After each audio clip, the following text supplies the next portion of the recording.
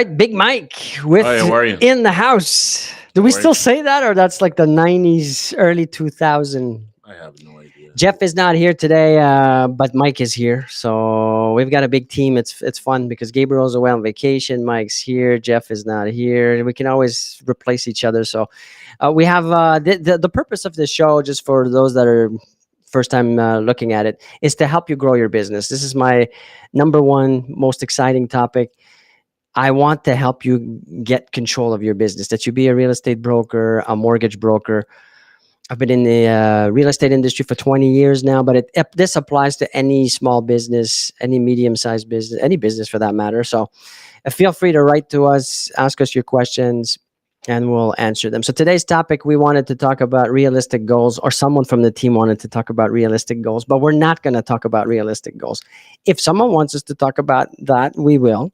But I want to talk about making mistakes. What are the biggest mistakes that real estate brokers will make when getting into the business? And so, Mike, you started about 15 or so years ago. Let's talk about your biggest mistakes, and I'll share some of mine. Well, I made a lot of mistakes. My first mistake is learning to say no. Not every deal is a good deal. So sometimes you got to be able to evaluate if whether or not that engagement you're getting into is going to be good for you or not. Agreed? Yeah, I wasn't listening because I was going to say the mistake you're making. You think I'm making right now? The mistake you're making right now is being here live. No. What did you say? Come back to you. You didn't say no. No, I said the biggest mistake is not learning to say no. Well, give me an example. Well, an example: somebody asked you to sell their, I don't know, their building or something like that, and they came up with a number that didn't make any sense to you, and for you to have your name put on there for 6 months to 1 year and not being able to move it because they don't want to change the price. Well, is that a mistake? I don't know. You're getting visibility. You're trying it out. You're trying to get the best price for your client. The client really wants that, or wants to hope to get that. So you're facilitating it. Is it a mistake? But at the end of the day, it all depends on what your focus is. I mean, if you already have a number of listings that are already out there, some brokers don't want to have their name just sitting on a property that's not moving. Yeah, I think that's a mistake. You know. But that's okay. Maybe I'm making a mistake thinking it's a mistake. You get it? Yeah. But there's always tomato, right? Give me some more. What are other big mistakes, small mistakes? That I told you that we did in the French version, like I said, was getting involved with a brokerage, with an agency, and because it looked all nice and everything. And when I got in there, I realized that there wasn't much content.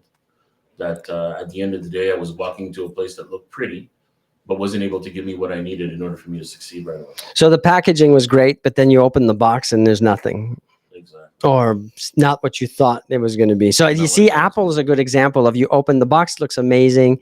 You open it. The actual experience of opening the box is something unique. I really enjoy opening an Apple product. Yeah. And speaking of Apple products, we have we're giving away $10,000 worth of equipment, a laptop, an iPad, an iPhone, and AirPods. But it's also the Pro version. You have to mention. Is it? Yeah. So even better. On our 100th episode, we will be doing the draw. Every time you like, you share, you tag, you get a chance, or one participation. Every time you subscribe to one of our accounts, you get 5 participations. And every time you give us a review on Google, you get 5 additional chances. So you can go back to the previous 60 some episodes that we have up. You can actually go to any of our content and just like, share, and you'll get a chance to an additional chance to win that 10,000. So I'm going to go back to my Apple thing. So you open the package. The experience in itself is great. The product is great. Everything's great about Apple. The point is, that's not what you had when you went and picked. You had an Apple box or no Apple material. But you made a mistake. You made a mistake because you didn't ask the right questions. Possibly. And maybe if I had the 37 questions that you had, then I possibly would have been. I'm going to come back to the 37 question, but yes, it's also, we have some responsibility as to be able to ask the right questions. Tina, we have a comment or a question? Yeah. So.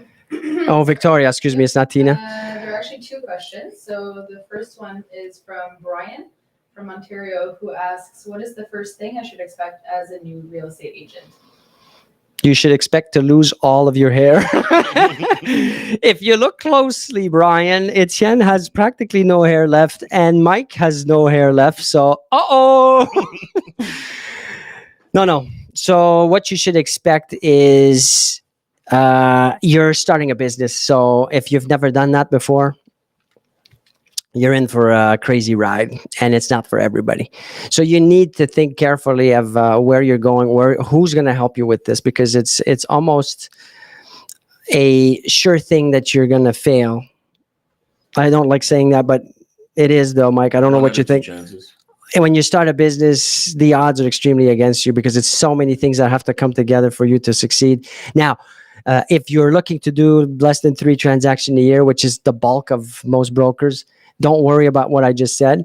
But if you're going in thinking, I'm going to have a certain revenue, I'm going to have a certain success in the industry, then you need to be in the right environment. So pick wisely. If you need help, let me know. I have this questionnaire, going back to it just a second, guys. The 37 question. I wrote this thing a few years ago where it's the 37 question I wish I would have asked my agency or my broker when I started in real estate. So if you'd like a copy, Brian, DM us and we'll send you a copy by email, text, or whatever means you prefer. We have another question or comment, Stephen or Victoria or Tina. Yeah, Joseph is saying the key to success is baldness on LinkedIn. Joseph is saying the key to success is baldness. I agree. Jeff Bezos is bald. Steve Jobs was bald. Was he bald? Was he bald? I don't recall if he was bald. Was he bald? Elon Musk is bald. No, he's not. Yes, sir, Joseph. Thank you very much. So another mistake, Mike. I'm going to share one with you. Yeah. So No, I'm going to share one you're with you. gonna share one? Oh, Okay, go go ahead. ahead. You seem No, enthusiastic no, about it. whatever. We were talking about mistakes that I've made. No, you made tons of mistakes, way I more made than a- I me. made a So million mistakes. no, but go ahead. Go ahead. But it was a learning curve, right? And when you said before that it was my fault that I didn't ask the right questions, you're right. But I wasn't groomed, I guess, to do the right thing. So it's not your fault. I It's learned- it's it the is my it's the fault, but groomer's fault. I'm learning on the fly, right? So I mean, I'm learning as I'm going along. I mean, it's like pedaling a bike for the first time. You might fall a couple times. Some guys get it right away. So Yeah. I didn't get it right away. I made some mistakes. I did the mailing mistake. Oh where- yeah, yeah. Go ahead, go with that where because that's I- a popular one. Yeah, so I sent a bunch of mailings thinking that I was going to get something in return, spent a bunch of money, got nothing in return. The mistake that I made possibly is that I would have to do it consistently, that maybe I would get something out of it and maybe I wouldn't. Yeah. The point is that I didn't have anyone to guide me. I didn't have a mentor or somebody to guide me to put me in the right direction. And if you've never done it again, like I was saying to Brian, who's debating or thinking of or starting real estate, if you've never done it, you don't know what you don't know, and it's good to have someone to do this with or to be surrounded by the right person that's doing it right now with success. Because if you, I mean, a lot of people will reach out and give you their help, but what are they doing? Have they done it before? I don't even think that's a thing I would recommend. If it or has had success in the past, but not in right now, I don't know if I would take their advice. Things change. They're in a different part of their lives right now. You see, business has changed to technology and the tools and the approach and the marketing and everything has changed. So you got to be keep up with the environment. you got to be with current successful people that are still growing, so that you're in that proper environment to succeed. Yes, Victoria. So I have a question from Stephanie from Hampstead who wants to know, is it possible to invest too much time with only one client? Oh, If you feel like you're being strung along and the person won't commit, should you keep going, or does there come a point where you should just cut your losses? this is a good question, Stephanie. I hope the microphone worked and everybody got that, but I'll just say Stephanie's asking, is it possible to spend too much time with a client? Now, I just talked to one of our brokers just right now and saying you have to, with time and experience, you'll be able to better qualify, better understand the different types of buyers. And I'm not going to go into it right now because this could be a topic on its own. But you have the ones that are looking for deals, and there's a lot of those. So when you start in real estate, you think, oh, I got an opportunity, but there's hundreds, if not thousands of those that are going to come your way when you're in real estate. Have you had that experience where someone says, if you find me that deal, Mike, I'm in. And there's a lot of them. So now the problem is you stop everything you're doing and you start looking and working all this energy because you think you're going to convert. Has that happened to you? It's happened where, I'd spend excessive time with one particular client that I remember I used to take out almost every weekend to go look at 10, 15, 20 houses. And then when the time would come that we would make an offer, it'd be like a low ball offer. And I'd be like, well, it doesn't make any sense. But again, I go back to, is it not your fault because you didn't take the time to qualify and ask? Again, I didn't have anything. Like I was learning on the fly. What I should have done at the time is I should have given a limited amount of time for that person and then concentrate on building other prospects at the same time. So a bit like what we talk about all the time. When I tell you, don't spend 3 hours with one prospect when you're first meeting them. Just spend a small amount of time to understand what the needs are and then move to the next. You need a lot of opportunities so that you can better pick who you want to choose, who you want to work with, and be more profitable with who you pick and choose with your time. Profitable with your time, not your money, your time. But time results into what? Into money. And so Stephanie, I think it was, that asked the question. If you want to share a bit more about your personal experience, unless you don't feel comfortable doing that, I'd love to chat about it and see if you should cut your loss and at what time you should, and move on to the next. Any other questions, ladies and gentlemen? Stephen? Yeah, we have someone who's asking about your list of questions. They were referring to. Yes. What's the question? It's going to be available. Oh, it's available now. Yeah, I've had it for a few years now. So if you'd like, just write to us. Take the person's name, please, and we'll connect. We'll send it to you. If we're already connected, maybe on social media, we'll just shoot off a DM. But if not, take the email. I'd love to share more about that, Mr. or Mrs. question person. If you'd like, we can meet. Mike, one of the biggest mistakes I made was actually thinking I'm going to partner up with someone, another broker, so that I have more time and then I'll make more money. You see? And it's going to be more fun because it's not going to be just me by myself doing all the stuff I don't like to do. You get it? Yeah. But that was a mistake. I did it 3 times. The first time I tried, I'm like, maybe it's me, maybe it's my fault. Maybe you chose a bad partner. Well, I did it 3 times, so I don't know, or I'm just incompetent in picking. I think the solution is just hiring people, not being equal with your business, because you need to. Everybody's got different commitments to the goal. Everybody's got different energy levels, obligations, financial situations. Everybody's unique, so it's extremely hard. It's almost a 50-50 thing. So I'm not saying don't have partners, but the way I did it was like, okay, we're going to split everything 50-50. And I hear this all the time from brokers. Oh, I met this person and we're doing the course together, or I've known her for X amount of time and we're going to do it together so we can save time and we can say, like, I'm not saying don't do it. Maybe it was a one-off for me, or three times my fault, my mistake. I just think that one needs to be leading. You see? Well, it depends. I don't think that the work ethic could be equal on both hands. One person will have more strength in one area, a person will have weaknesses in another. Wow. That's where the complicity of each other. Take the 5 of us right now in this room. If we decided, okay, everybody, we're all going to be equal and we're all going to make decisions about where we're going. We can't even figure out the sound and the cameras and the. So imagine if the leader is everybody here. Like, that's not going to work. No. I can't even lead, and I'm the leader apparently. So imagine if we're 5 of us. It's just not going to work. So that was my biggest mistake, or one of the biggest mistakes. What other mistakes did I make? I have another one, but first we'll take a comment or a question, Victoria. Jean-Michel from NDG wants to know, what if your client decides to hire another broker instead of you, and or decides to buy a property with another broker instead? So Jean-Michel is asking what to do when that happens. Well, I'm going to say to move on. I mean, there's certain things you can't control. Now, I'm sure there's a bit of blaming that needs, or reflection about what happened, what transpired, why did it happen, like what did I do wrong? Like, you can't just always be blaming everything on everybody else. You got to take responsibility. Okay, what could I have done differently? What happened here for me to get into that situation. But to solve this, I'm going to give you a little trick here, is to have not just one of that client.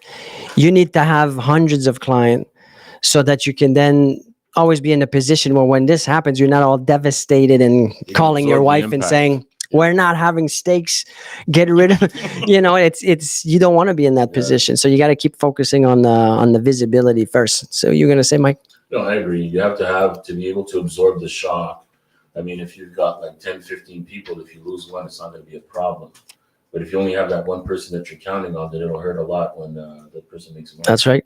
And that's too often the reality for most. And it's just they didn't pay enough attention on the getting the visibility, not getting enough opportunity. And then they get devastated when a buyer or a client or anybody that you're working with just decides, I'm changing my mind, or it's not going to work. And you can't control those things. You get it? So what's my biggest mistake number 2? Can you guess? I don't know. Thinking that the market knowledge or knowledge about the market was important. Okay. Thinking that the technicalities of market stats was something important. When I started in real estate, I thought I got to increase my knowledge of the market because I'm selling the market, or I'm supposed to go see someone, a buyer, a seller, an investor, anybody, with all this information about the market. I don't know if this happens to anybody, but I want to see if anybody's watching and say yes if that's you. I agree.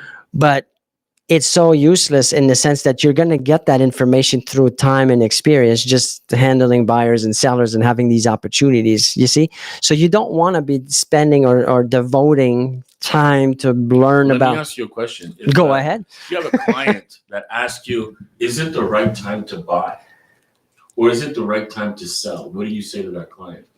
I'm going to say, first of all, but why are we selling or buying? What's the I motivation? want to buy a house. Yeah, but why? What's the Because need? I'm tired of living in an apartment.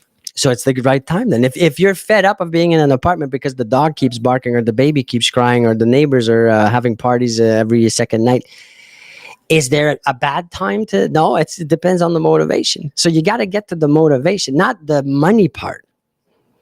I agree. Like, I'm going to spend a lot of money to solve a problem Right. if the problem is painful enough. You see, right now where I live, if a neighbor just built a big, huge mansion just beside mine, because I'm in the woods right now, but let's say for some reason the zoning changed and it's no longer forest and park and water, but someone goes and erects this big mansion with and it's you which you're partying on the weekend. I'm selling that thing, and if I call you and I say, is it a good time to sell? It is a good time. I don't care what your answer is. I want out. You see, Yeah. Doesn't matter the market, it doesn't matter the price. Even if I'm losing money, the pain of living beside you with your parties and everything, it's just, I want out.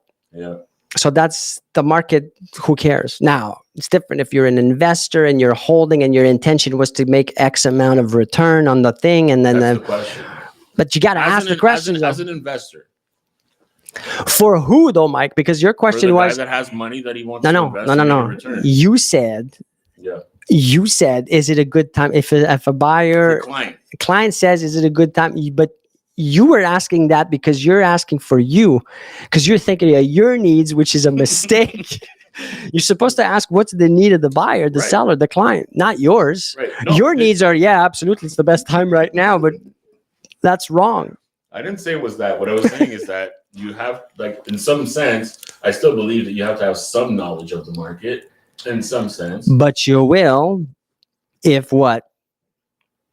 Well, the longer that you spend there, you'll know. But I mean, if you've got a client that asks you, listen, is it a good time for me to purchase or not? I think that it's Based on what? Based on what? Based on the fact that I want to purchase this to make money or for it to give me a good return in a year or two. Like, Okay, let me stop you. Let's say that's what it is. Now I understand what your return is. Let's say you said it's X. I want X return. I'm going to say, Mr.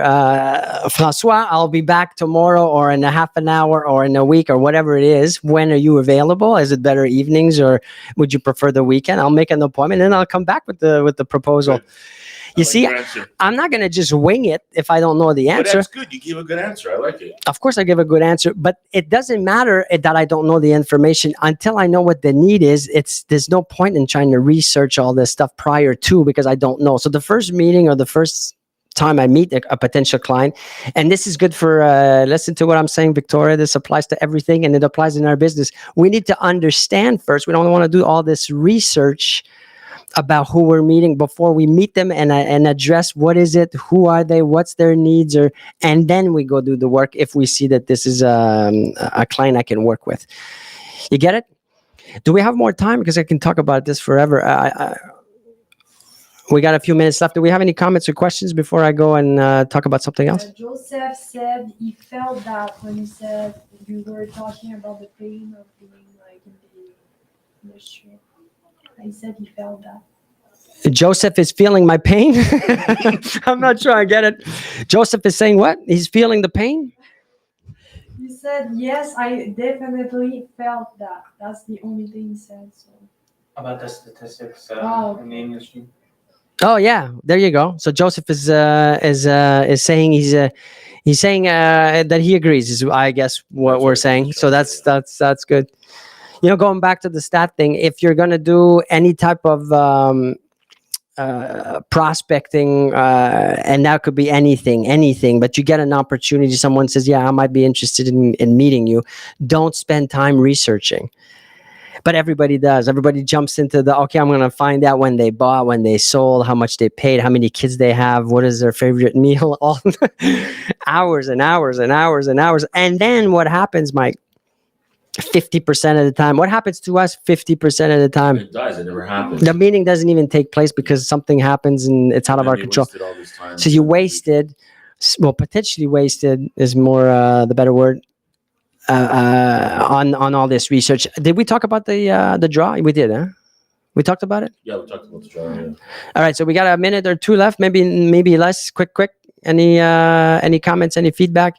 Guys, send us your questions if there's real estate topics you want to talk about. It's our main field of specialty, but we can talk about anything business related for those that are not in real estate. I'll answer any of your questions. If you want a consultation, it'll be my pleasure. We can do it in the Greater Montreal. We have 4 locations: Saint Michel, Westmount, Beaconsfield, Kirkland. If you're in further than that and you can't do face-to-face, we can do by Zoom anywhere in the world. So, Mike, thank you again for participating. Thank you for having me today. We'll see again, everybody, tomorrow with another fascinating topic.